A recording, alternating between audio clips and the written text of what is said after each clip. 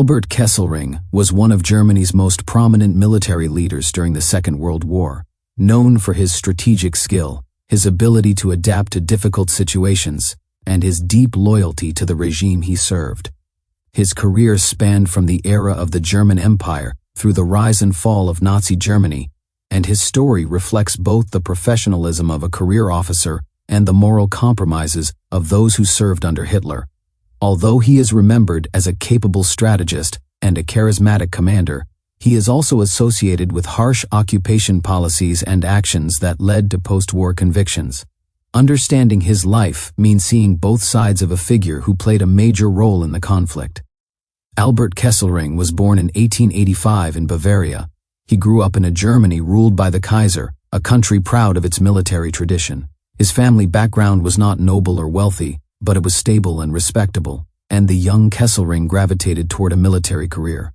He joined the army as an officer cadet in 1904, starting what would become a lifetime in uniform. At first, his career was steady rather than fast. He served in the artillery, learning the technical and mathematical skills that the branch demanded. Colleagues remembered him as energetic, personable, and eager to learn, qualities that helped him throughout his career. During the First World War, Kesselring served mainly on the Western Front, not as a prominent battlefield commander, but in staff and artillery roles. These were positions that required organization, planning, and attention to detail, and they suited him well. Although he did not gain fame from wartime heroics, he built a reputation as a dependable officer with a strong grasp of operational work. After the war, Germany's military was drastically reduced under the Treaty of Versailles, and promotion opportunities were limited. Even so, Kesselring remained in the army and rose through the ranks of the much smaller force, the Reichswehr. He continued to focus on staff duties, gaining experience that would later make him valuable during the rearmament of the 1930s. Kesselring's career changed direction when he transferred from the army to the newly created Luftwaffe in 1933. At this time, Germany was rapidly rebuilding its military strength under Hitler, and Kesselring's administrative talent was needed to organize and expand the Air Force. Although he had no background as a pilot, he proved an effective leader and manager. Within a few years, he became one of the Luftwaffe's senior officers, working closely with Hermann Göring and shaping the structure of the air arm that would fight in the coming war. By 1937, he was already in a top leadership position, overseeing major planning efforts. His loyalty to the Nazi regime grew during this period, both out of genuine belief in Germany's resurgence and out of commitment to his military role. When the Second World War began in 1939, Kesselring commanded air fleets in Poland and later in Western Europe. He played an important role in the early German victories, helping to coordinate air support during the invasions of France and the Low Countries in 1940. Kesselring was known for his ability to work smoothly with army commanders, something not always common in Germany's often competitive military branches. He believed strongly in close cooperation between ground and air forces, and his flexible leadership style helped produce rapid and devastating results.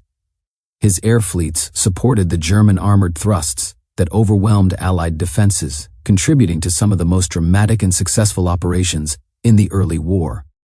Kesselring also took part in the air campaign against Britain, but here he faced challenges. The Luftwaffe struggled to weaken the Royal Air Force enough to allow an invasion, and the plan ultimately failed.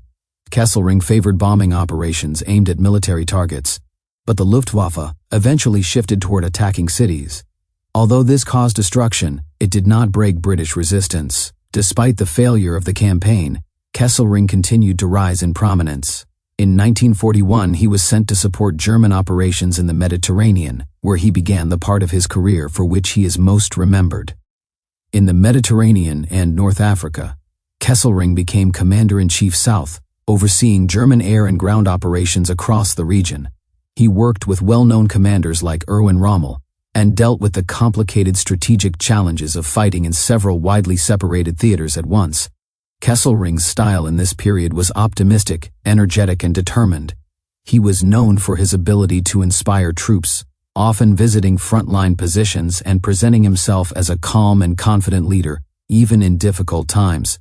His influence helped prolong German resistance in North Africa, though he could not reverse the broader strategic realities that favored the Allies.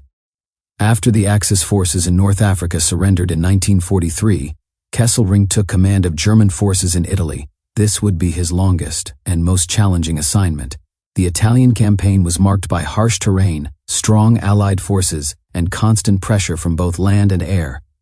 Kesselring chose a defensive strategy aimed at delaying the Allies for as long as possible. He organized a series of defensive lines across the peninsula, taking advantage of mountains, rivers, and narrow passes. His most famous defensive position, the Gustav Line, halted the Allies for months and led to some of the bitterest fighting of the war. Kesselring's leadership in Italy was marked by resourcefulness and determination.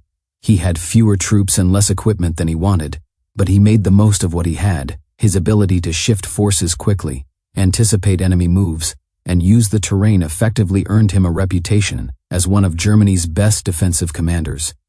Even after being injured in a car accident in 1944, he returned to his post and continued to oversee the retreat northward. The Allies found him a difficult opponent, and his skillful withdrawals prevented them from achieving a quick victory in Italy. However, Kesselring's time in Italy also involved actions that stained his post-war legacy. Harsh occupation policies, reprisals, and massacres were carried out under his authority.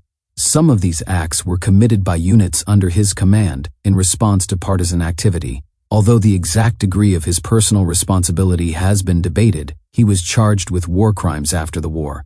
He was tried by a British military court and convicted for failing to prevent or punish unlawful killings of civilians. He was sentenced to death, though his sentence was later reduced to life imprisonment and eventually to release on health grounds in 1952. His conviction remains an important part of his historical record. After his release, Kesselring spent his remaining years writing memoirs and defending his wartime actions.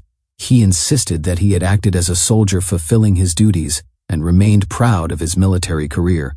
His writings reflected a desire to present himself as a professional officer rather than a political figure, though many historians have criticized his unwillingness to acknowledge the full consequences of his role under the Nazi regime.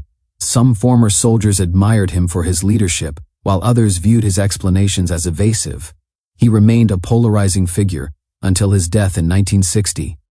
By the end of his life, Kesselring had become a symbol of the complex legacy left by many senior German officers. On one hand, he was widely regarded as a highly skilled commander, particularly in the Italian campaign, where his defensive operations remained studied for their tactical skill.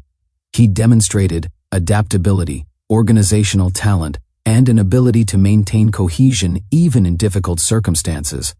On the other hand, his loyalty to Hitler and involvement in a regime responsible for aggression and atrocities overshadow any purely military assessment.